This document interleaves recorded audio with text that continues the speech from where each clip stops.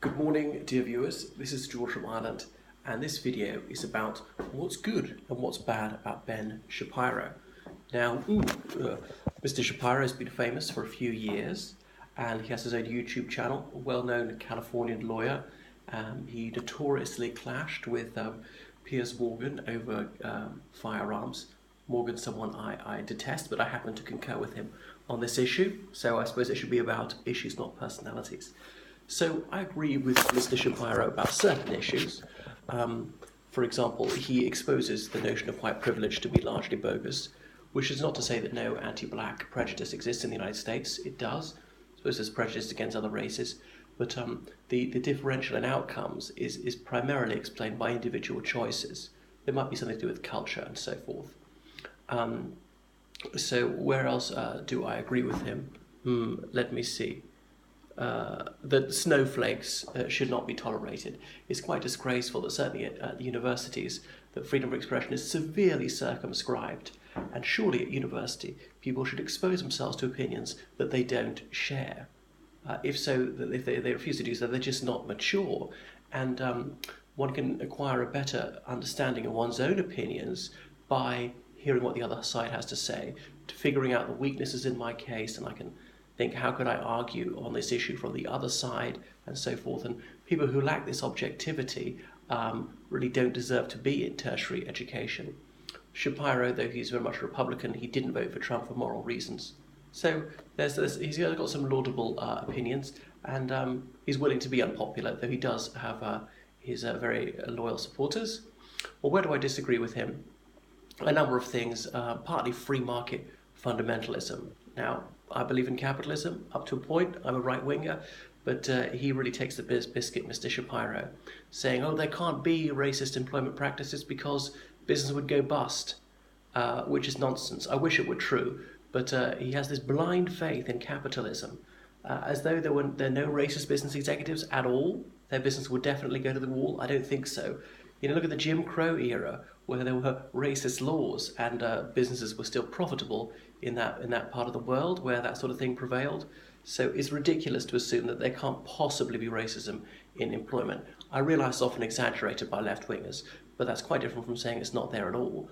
Or Black Lives Matter. Now, it's true that police shoot proportionally more black people than white people in the United States, and all right, one has to take into account the circumstances.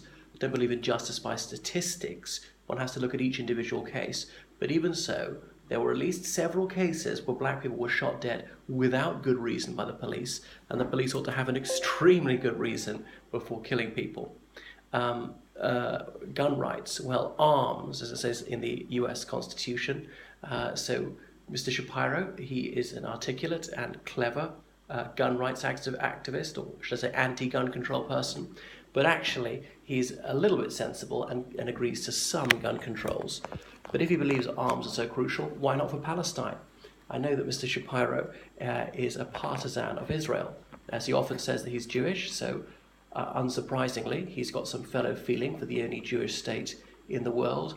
So presumably he thinks it was wrong of the Israeli government to illegally stop ships in international waters and kill some Turkish people because they were allegedly carrying weapons to the Palestinians. Palestinians have the right to defend themselves as well. They are under illegal occupation. It's been that way for half a century. Mr. Shapiro fulminates against socialism. I remind him that Israel was mainly founded by socialists, and as quite socialist, he rails against publicly funded healthcare, which Israel has. So perhaps he prefers some Arab countries which are much more free market, and if you don't have healthcare, you'd just be left to die in agony, even if your condition could be easily treated. They must be much more moral than Israel, according to Mr. Shapiro. So I think he's got himself caught on the horns of a quandary there. He said it was always better for black people to live in the United States than anywhere else, including in the Jim Crow era. Is this man serious? That's utterly daft. Look at Canada. At that time, in the 60s, did not have racist laws, and there's a small black minority there, and Canada was also a prosperous country, and they were not conscripted into the military and things like that, so they were freer, happier, better, safer. It was a much more desirable situation for them in Canada than elsewhere, or the United Kingdom. At that time, yes, there was racism in the UK, but there was no law enforcing racism. So he valorizes his own country way too much. He called for the death penalty to be instituted for crimes less than murder, including rape.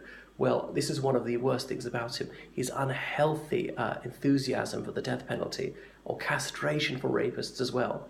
Now, I don't approve of capital punishment, full stop. But when it's for a crime less severe than murder, it's particularly shocking.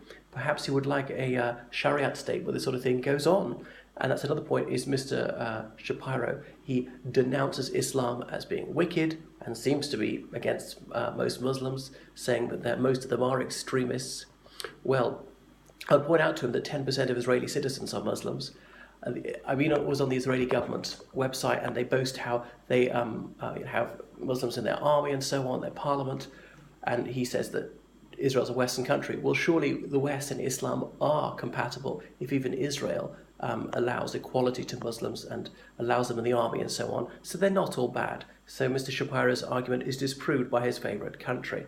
Another point, the Israeli government allows Muslims abroad to worship in their embassies. So clearly, Islam is not anti-Israel. Other things, that's that. Oh yes, he believes that abortion is the final horror. Now, if abortion is murder, he'd obviously have to send tens of millions of American women, doctors and nurses, to prison for life. Well, execute them, because he's very keen on the death penalty.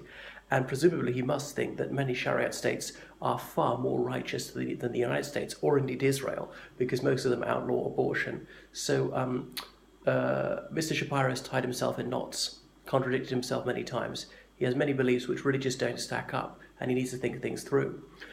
He's got a superb reputation, and he's got a following of very partisan listeners and viewers. That he speaks very fast, so people think this makes him brainy. Now, he's clever, simply look at his credentials. However, I suspect he's simply not allowing his hearers time to analyse what he's saying, because if one does mentally process it, one sees that there's all sorts of contradictions and there are many lacunae in the case he's laying out. But as a lawyer, he ought to know a bit better than this. And he overreaches himself quite often.